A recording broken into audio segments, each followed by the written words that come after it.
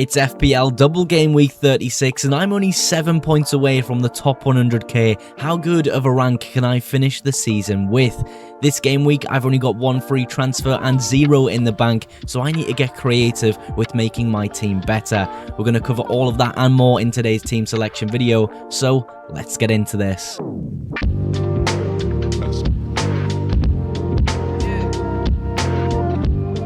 Welcome back to the FPL Mowgs YouTube channel and welcome to today's team selection video for double game week 36. If you enjoy this type of content, drop a like, and if you're not subscribed already, click that subscribe button. It massively supports my channel. We're straight into the back line today though, with just a really solid lineup here. Of course, it's a good job. I'm happy with my team this week because I only have 1 free transfer and 0 in the bank. Last game week, we had an unbelievable opportunity to make some serious upgrades in my team. Cole Palmer to Bruno Fernandes, Goodmanson to Gabriel. Both of those transfers gained me 11 points that game week, especially with Palmer's penalty miss. What a set of moves, and I think those two players will massively improve my team coming into the last few game weeks of the season. I'm speaking about the defence here because I'm incredibly happy with how things look. Firstly, the double up on the Brighton defence, Verbruggen, Van Hecke. Of course, I wildcarded in 32 to ensure I had triple Brighton coming up for their double, and of course for this game week and next when they play Leeds.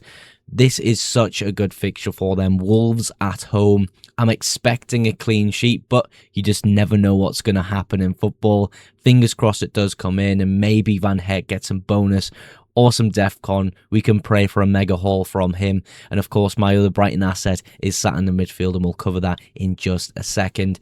Senesi with Fulham away from home. Fulham are a bit of an odd team at the moment. I can't tell if they're actually competing still in the league or they're just kind of tailing off with a bit of form. Harry Wilson seems to just not exist anymore. Bournemouth, though, are absolutely tearing it up, and Senesi last week with a 14-pointer with that assist with the bonus, he was just amazing last game week, and I'm hoping for a repeat performance from him against Fulham away from home. Gabriel, of course, massive congratulations to Arsenal for reaching the Champions League final, but the league, I think, is where the real struggle's going to come now. We've had that difficult match. We're now into West Ham away from home. That's going to be a horrible match. That is going to be dreadful to play in. And I do think Arsenal come away with a clean sheet, but could West Ham as well. It's going to be a really interesting watch, and I really think this match here pretty much decides the title. I know we've said it in the past with how good Arsenal are and how ahead they are in the title race. They've got that little gap now. This is going to be such an important game for them. I expect a clean sheet, I really do, but I'm not too sure Arsenal are going to go score loads of goals against West Ham. They're in a relegation dogfight as well. It's going to be a really interesting match. O'Reilly, though, the first double game week player. Brentford at home, Crystal Palace at home. Now, with the way the fixtures are all coming out and how tight Manchester City's fixtures are and how close together they are in terms of dates and how many rest days you get, is he going to start every single one? It is incredibly hard to say. If anything, I think rotation will be made slightly in the Chelsea match because of how bad Chelsea genuinely are. They are just awful at the moment. So, 2 home fixtures, O'Reilly. I don't know, guys. He feels like such an amazing pick. You could, in theory, consider a captaincy on him if you're really bullish on O'Reilly and the Manchester City defence. We've seen against Everton, though, a few mistakes. They conceded 3 goals. It didn't look good, but before that, they looked fantastic. So it really depends what your opinion is on the City defence. On the bench, Petrovic and Strike. This defence, for me, looks unbelievable. We're pushed into the midfield now when we complete the Brighton triple up with Mitoma against Wolves at home. Now, when I've watched Brighton in recent weeks, I don't think I watched their last match, but the match before against Chelsea, he looked outstanding against a really weak opposition, and he was unlucky not to come away with more in that fixture. I'm hoping against Wolves at home his minutes can remain decent enough and he can come away with some attack and returns and get some serious high ceiling points from a 2% owned player. Everyone owns Pascal Gross and maybe Jack Hinchelwood as well in that Brighton midfield, and Gross has been an outperformer compared to Karu Mitoma, so I'm hoping to make up that difference a little bit over the past few weeks with this particular fixture with Karu Mitoma. We've spoke about Wolves, and of course, speaking about Tavernier, not Wolves, speaking about Fulham away for Bournemouth, and now on to Tavernier with that. It's been difficult sort of backing him in the sense of he's not exactly getting mega hauls, every couple of weeks. He's not like a Ryan Cherki. He just kind of ticks away, and this feels like a fixture where maybe an attack and return could pop up for him. Penalties are now difficult because Krupi seems to take some. We haven't seen Tavernier take one in a while. Set pieces are still there. It feels like him as a pick is maybe going down towards the end of the season, and that's with Krupi's sort of surge up and how important he is now for Bournemouth. It's just difficult to really say that Tavernier is an amazing asset. I still think he's great, but he's not quite the level that I thought he was in previous game weeks. He's been a really great servant for me in my FPL team this season, though. Bruno Fernandes, Sunderland away.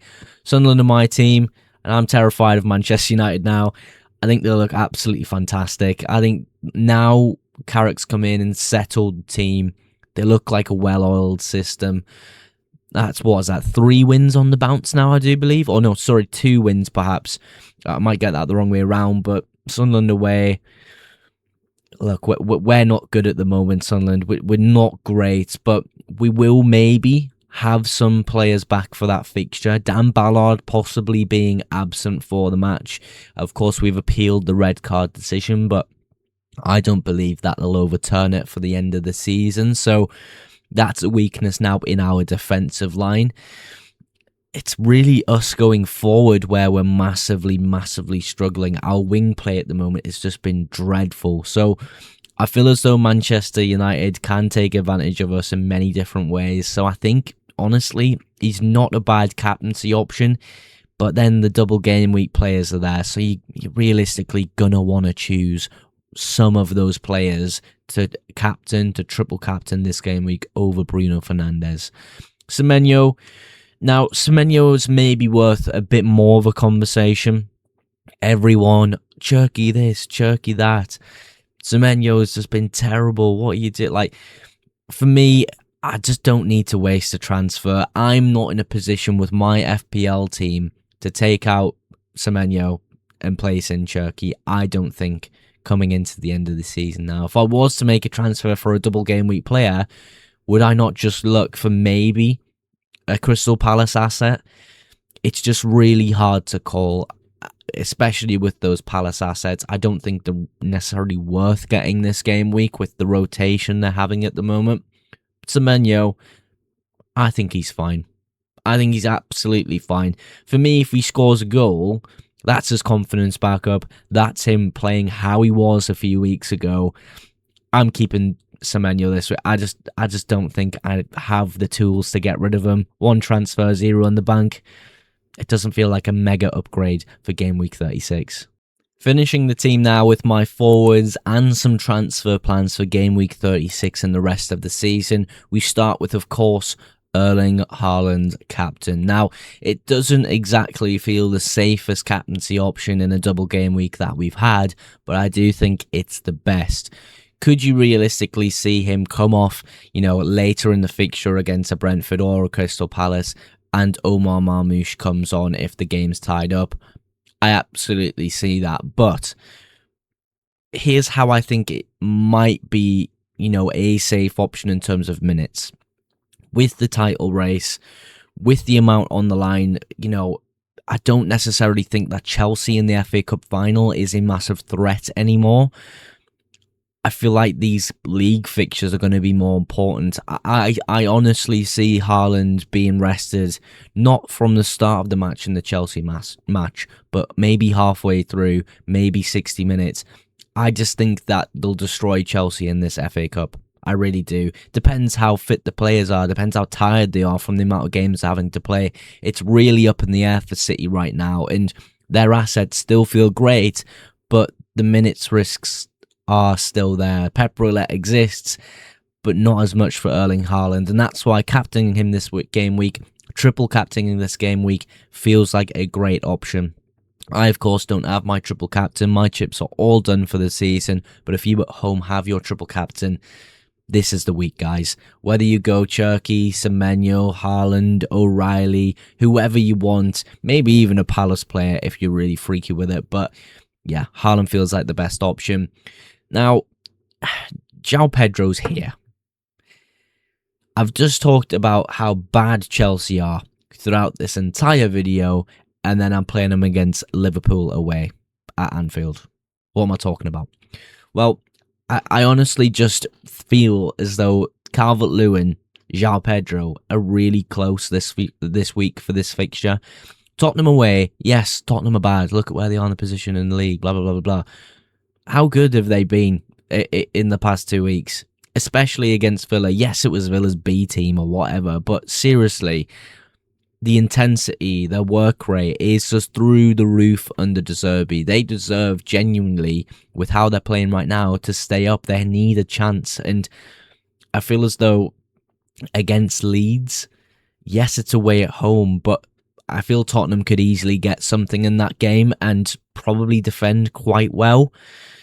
So Calvert-Lewin doesn't feel like a mega option for the game week, in all honesty. João Pedro, on the other hand, it's kind of similar.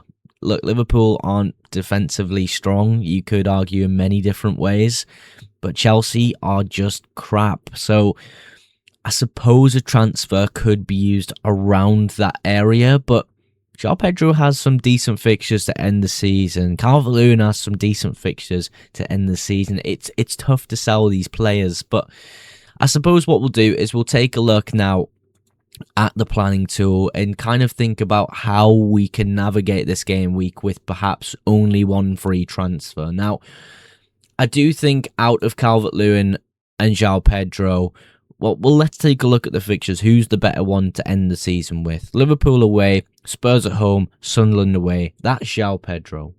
We look at now Calvert-Lewin, Spurs away, Brighton at home, West Ham away. Honestly, the fixtures are pretty similar in difficulty.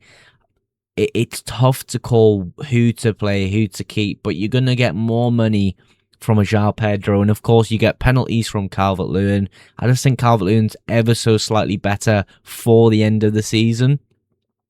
Now, that gives us 7.5, and the obvious one is, in my eyes, Thiago, but that would mean I've got him for Manchester City away, Crystal Palace at home, Liverpool away.